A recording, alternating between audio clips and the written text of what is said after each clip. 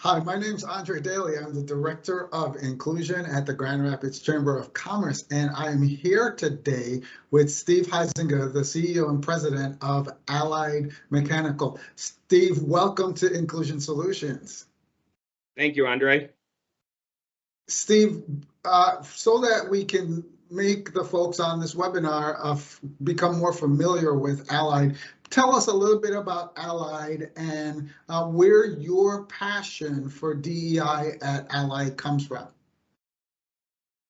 So Allied is a mechanical contractor in the heavy commercial industrial space.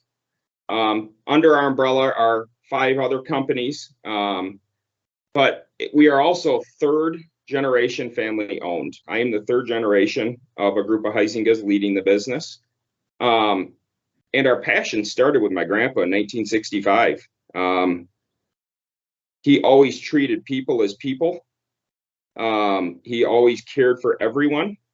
And that passion moved from my grandpa to my dad, John Heisinger, and then the whole next generation of leaders in Allied. Not just my dad, there was other leaders in it. And he did the same thing. He pushed it a little farther than what my grandpa did. And then me being the third generation, holding true to their legacy, honoring what they've done. I'm doing the same thing, but I'm also putting my foot on the gas a lot more. In fact, a lot of my staff sometimes think I shove the gas pedal through the floor. So I also have a background that got me passionate about this. Okay. There's my past imprinted on me, experience as the president CEO of a large business, but I'm also, I am a 2-time felon. I spent time in the justice system. I've been in recovery for 15 years. So those experiences and what I saw going through the legal system, the justice system, also gave me a passion for helping others. So that's kind of where our passion started. Okay. So you talked about people and you talked about your personal experience. What are some other drivers for DEI at Allied Mechanical? I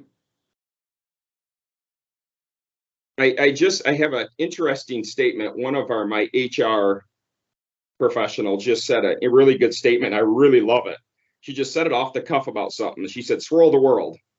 And I love that statement. I just started thinking about that. Like, that's so true, because what we found at Allied is the more differing thought, ideas, opinions that we have and different backgrounds, the more successful we become, getting different input and insight from people's past and different social economic statuses and where they've come from. Politically too, I mean, we are a mix. We probably run 50-50 down the political line, half and half. Even that has just been so great for us as a business to get all these different insights and removing blind spots we have as leaders. Obviously, I'm a 40-some-year-old white male, and my experiences, my brain doesn't always process things, I mean, the way somebody else who's had a different experience. So right. It's just been so eye-opening for us as a business to offer all those different voices and inputs from all the different backgrounds and races and economic backgrounds. So you would agree with all the research that says diversity, equity, and inclusion can be a factor, a key driver of profitability? It can be. I mean, I agree. I completely agree. I never liked that. Like, everybody always wants to make the case for diversity that they would say, let me tell you how it's going to impact you financially. And, Allied's vision is changing people's lives through employment. That's our vision. Okay. And we don't look at it from a financial standpoint. We just do what our vision says. And it just happens that it does help us financially. I always say I don't look at it from a financial perspective. That's just, hey, we're doing all this good work. and it happens to be we're successful financially because of it.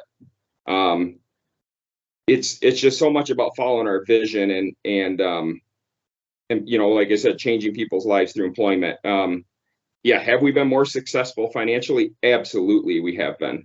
Talent pool too. I mean, we do not struggle to find talent whatsoever. So say a little bit more about that. How are you innovating to get around what everybody else is dealing with, which is the talent crisis? What are you doing differently?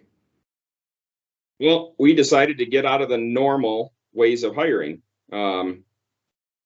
As I shared with you earlier, Andre, I mean, I have a Syrian refugee working for me. And, if you read that story on my LinkedIn page, I mean, please read it. I mean,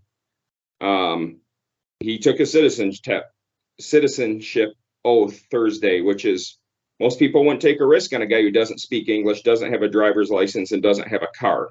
We did.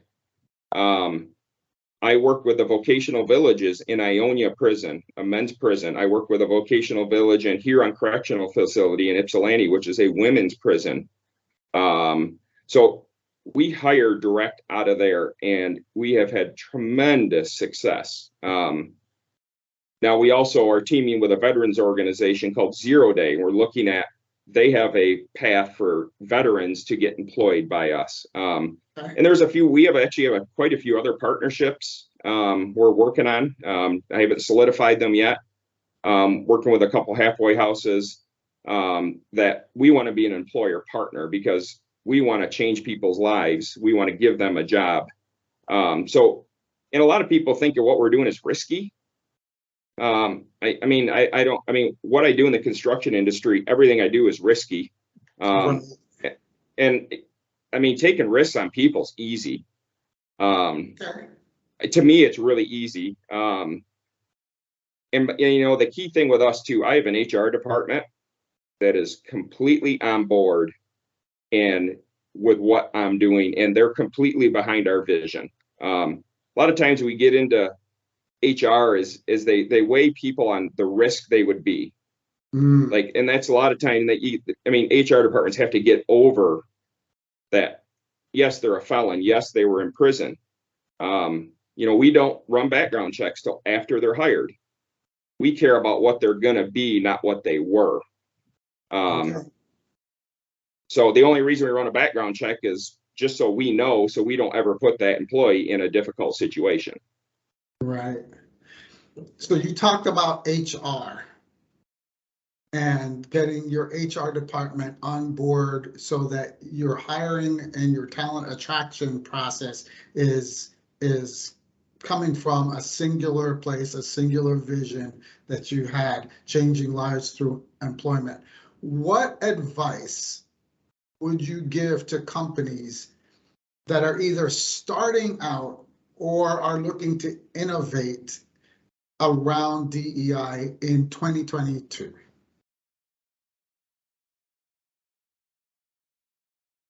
Oh, I got to think about that one a little bit. What advice? One thing that's made us successful too is we kind of look at it a little differently. We look at it as more as JEDI, so justice, equity, diversity, inclusion. Okay. We always add the J. We like to add the J in there because we always want to wonder whose voice isn't being heard.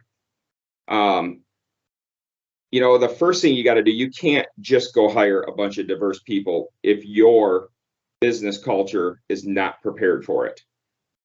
You really got to measure, is my culture inclusive? Mm-hmm. Do I have, even politically, I mean, do you have a CEO or do you have departments that are lean one way or another politically? And when you bring somebody in who thinks differently, are they going to feel like they're not included because they don't think that way? You'll never know where my political leaning is. You'll never hear me talk about it because I don't want to be divisive. I always say, unless you want to sit down and talk with me about it, we stay impartial. But you really got to start measuring, are you inclusive? You can't just go hire, I'm going to go hire a bunch of minorities, or I'm going to go hire a bunch of non-traditional hires because that's what diversity is. Yeah, it is, but are you bringing people in that are just going to not feel uncomfortable, not feel included, and not have the same equitable chance? I mean, Andre, you also, I mean, our car program we just started, we wanted to remove that barrier. That's a big deal to us too. I mean, how do we continually look at removing barriers to our organization? In the construction industry, it's a vehicle. So, I mean, we know it's going to cost us money. We know it is going to be something that's going to take operational horsepower to do, but we know in the long run, it's the right thing to do. Right.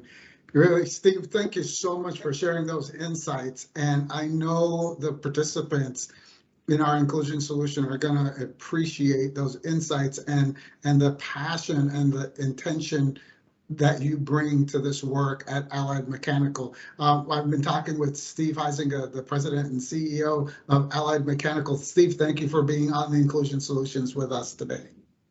Thank you, Andre. I'm honored to have been able to speak to you.